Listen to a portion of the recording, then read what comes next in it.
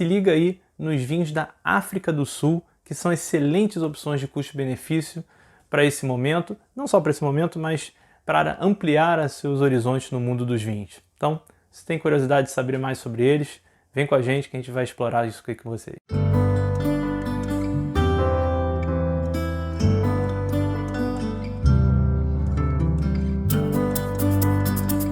Fala galera, sejam muito bem-vindos ao Vinologia, eu sou Leonardo Menezes e vamos falar um pouco aqui sobre os vinhos sul-africanos. Isso mesmo, os vinhos da África do Sul são pouco falados no mundo dos vinhos, né? Eles, não digo que são preteridos, não chega a tanto, mas são pouco conhecidos pelo grande público, né? É natural a gente, aqui no Brasil, que é a esmagadora maioria dos vinhos finos que chegam no nosso mercado, são da Argentina e Chile, por conta muito do Mercosul, né, a proximidade, e tem a sua qualidade também, obviamente. Temos muito vinho português, até pelos laços culturais Brasil-Portugal, e dos outros países você encontra, mas se você for ver em percentual de mercado, a Itália talvez e a França ainda tem uma expressão um pouco maior, mas dos outros já é mais difícil você encontrar. Por exemplo, você encontrar vinhos americanos, vinhos californianos são espetaculares, a gente encontra relativamente pouco no Brasil e muitos deles são caros. Vinhos australianos, teve uma época que começou a ser um pouco mais comum, depois houve um recuo, hoje começa a voltar algumas opções, mas ainda não chega nem aos pés do que é a Argentina e Chile, por exemplo, como Nova Zelândia e tantos outros mundo afora. Mas principalmente em épocas de câmbio mais alto, ou mesmo independente, mesmo que o câmbio venha a recuar e volte a ter acesso a outros, mas você também queira ampliar seus horizontes, você queira experimentar coisa nova, que eu acho super natural. Quem começa a gostar de vinho, começa a querer explorar mais o mundo dos vinhos, literalmente, você explorar o mundo, que outros vinhos, que outros tipos de vinhos, outros países, regiões, que estilos de vinhos são feitos por aí, porque o mundo não é só Argentina e Chile. De novo, não é um problema se você toma só Argentina e Chile, todo mundo começa por isso, é natural, principalmente quem mora aqui no Brasil. O que a gente está querendo trazer aqui é uma alternativa com bom custo-benefício para você ampliar o horizonte e experimentar. Pode ser que não te agrade, ok, você vai lá, experimenta um, dois, três, não gostei do estilo, tá bom, vai para outro, mas pode ser que você descubra coisas muito interessantes. A África do Sul, às vezes a gente tem essa imagem, né, que a gente fala África como se a África não tivesse um clima adequado para a produção de vinhos. Só que a gente esquece que a África é um continente muito extenso. E o sul, né, onde fica a África do Sul, sul do continente, ele tem um clima propício para a produção de vinhos. Então o terroir, né, o solo, o clima da África do Sul é próprio para a produção de vinhos e tem lá uma região bem interessante que fica próxima à famosa cidade do Cabo, que é a cidade ícone, né, a cidade mais turística da África do Sul, aonde ali um pouco acima, ao norte da cidade, você tem a região de Stellenbosch, que é a principal região produtora dos vinhos sul-africanos. Existem outros redutos, obviamente, mas ali Stellenbosch é como se fosse a Mendonça da Argentina, né? Mendonça está para a Argentina, Stellenbosch está para a África do Sul, ali próxima à cidade do Cabo. E a África do Sul produz uma série de rótulos, tá? Não se prende só um tipo de uva, embora uma uva, obviamente, seja o seu ícone, né? Assim como a Malbec está para a Argentina, o Taná está para o Uruguai, na África do Sul a gente tem a Pinotage. A Pinotage é uma uva que tem uma história interessante porque ela na verdade é uma variação clonal de duas uvas, né? Ela é uma mistura, vamos dizer assim, é uma uva híbrida, né? Podemos colocar dessa forma. É onde você tem a Pinot Noir com a Cinsault, que também é chamada de Hermitage. Daí vem o nome Pinot Noir com Hermitage, Pinotage.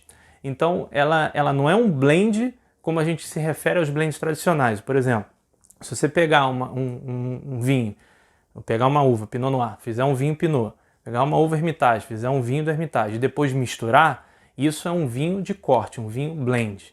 Aqui a gente não está falando disso, a gente está falando que a uva ela foi geneticamente modificada, vamos dizer assim, pegando variação clonal da Hermitage e da Pinot e transformou numa terceira uva, uma outra uva chamada Pinotage. Então o vinho não é um corte, ele é feito dessa uva que ela foi adaptada.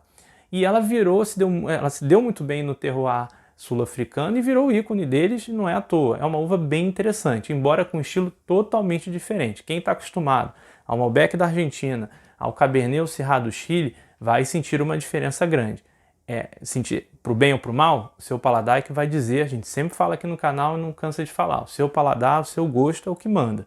Então, você tem que experimentar, não tem outro caminho.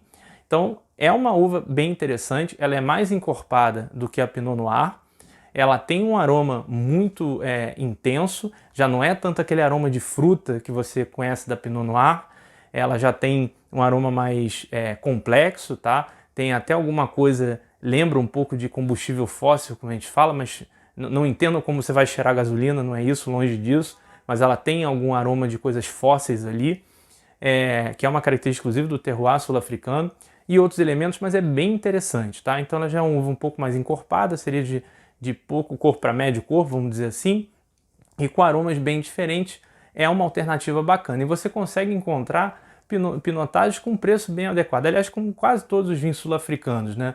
Se você pegar, por exemplo, R$100 hoje e você for para Argentina e Chile, você consegue tomar um bom vinho? Consegue, mas você proporcionalmente vai estar pagando muito mais do que a qualidade que ele te entrega, por causa da fama dos vinhos, né? É natural, os rótulos vão ficando famosos, vão ficando... o mercado vai demandando, né? As pessoas vão na segurança normalmente, compram aquele rótulo e vão ficando mais caros ao longo do tempo naturalmente. Toda relação de oferta e demanda, lei de mercado. E na África do Sul isso não acontece tanto porque ele não é tão conhecido ainda. Então você tem boas oportunidades, bons achados lá em termos de preço. Então você consegue tomar ótimos pinotagens e também existe varietais de outras uvas bem interessantes. A Cabernet Sauvignon também se dá muito bem lá. A Syrah também faz bons rótulos lá. Você tem, inclusive tem até blends, pinotagem com Syrah, pinotagem com Cabernet também é bem interessante, tá? Os vinhos brancos e rosés, particularmente, ainda tem poucas opções, a gente acaba experimentando pouco porque tem muito pouca coisa de lá, ainda não dá para tirar, pelo menos nós aqui do Vinologia não podemos ainda tirar uma conclusão absoluta, provamos muito pouco de branco e rosé de África do Sul para cravar a qualidade XYZ, mas dos tintos eu não tenho dúvida, é realmente um excelente custo-benefício, vale muito a pena explorar os vinhos dessa região. Você já encontra até mesmo em supermercados, já começa a chegar alguns rótulos, em lojas online você encontra mais, tá? Em lojas físicas, tem vamos lá, alguns mercados, como eu falei, tem algumas lojas especializadas, só que a especializada tem que tomar cuidado porque às vezes eles trabalham rótulos mais selecionados, então vão ser rótulos um pouco mais caros. Nas lojas online hoje no Brasil, onde você tem os melhores achados de vinho sul-africano. Então, entra lá nas lojas online que você já frequenta ou dá uma pesquisa, loja online de vinho, vai vir várias opções para você no Google lá e você busca. Aí entra no site, geralmente você vai ter filtro, né, por preço, por região, não sei o que, por país. Aí marca lá, África do Sul e vê o que vem para você. E você ainda pode selecionar, como eu falei, tinto. Busca primeiro só os tintos sul-africanos.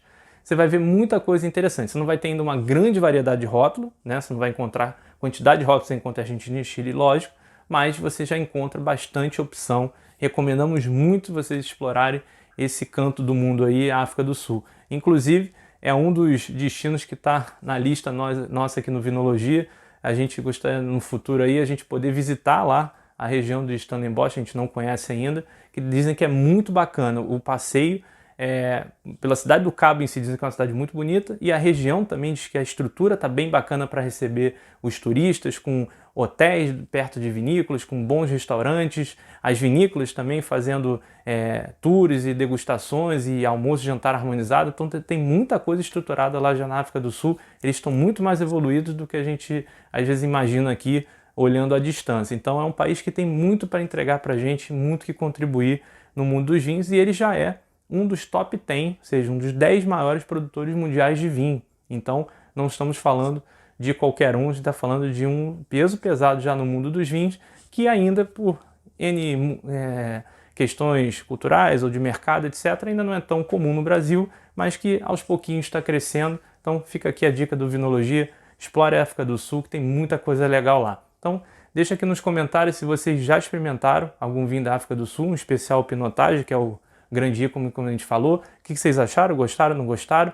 Qual é a sua opinião? E até compartilhar com o pessoal dicas de onde comprar, se tem alguma uma oferta ou alguma loja com alguma opção bacana, sempre para ajudar os demais. Tá bom, pessoal?